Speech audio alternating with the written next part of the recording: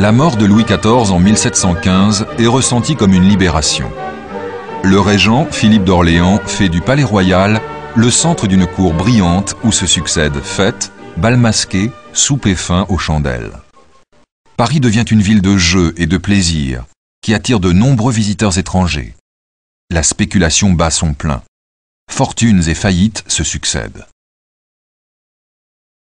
Mais Paris est surtout la capitale européenne des Lumières. Sous le règne de Louis XV, les salons retrouvent leur éclat. On y critique, on y discute philosophie, littérature et sciences en dégustant du chocolat chaud. Dans les cafés, on philosophe et on commente avec ardeur les dernières nouvelles. À la veille de la Révolution, galeries et jardins du Palais Royal deviennent le lieu des élégances parisiennes, des plaisirs et du bouillonnement des idées. Le théâtre est prisé par toutes les classes de la société. Le mariage de Figaro de Beaumarchais, donné dans la nouvelle salle de la Comédie Française, vaut la prison à son auteur.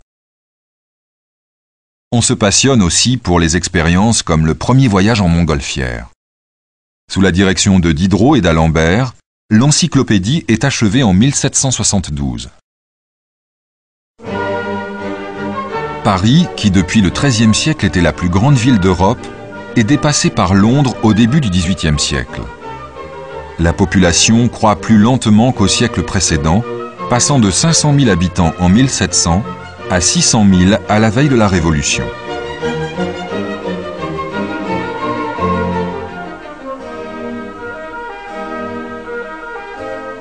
La monarchie ne se donne pas les moyens de mener à bien ses ambitieux projets d'urbanisme. Mais l'expansion vers l'ouest se poursuit à l'initiative d'investisseurs privés. La grande bourgeoisie d'affaires et la noblesse délaissent les quartiers surpeuplés et insalubres du centre de Paris au profit du faubourg Saint-Honoré et du faubourg Saint-Germain. De grandes réalisations royales marquent le siècle. L'école militaire et l'église Sainte-Geneviève, futur Panthéon. La place Louis XV, qui deviendra place de la Concorde, est un hommage de la ville à son monarque. Le règne de Louis XVI voit la création d'entreprises favorisées par les techniques nouvelles. Mais le marasme économique qui frappe de plein fouet les classes populaires parisiennes s'installe. L'approvisionnement en grains, soumis aux caprices climatiques, est en plus l'objet d'une intense spéculation.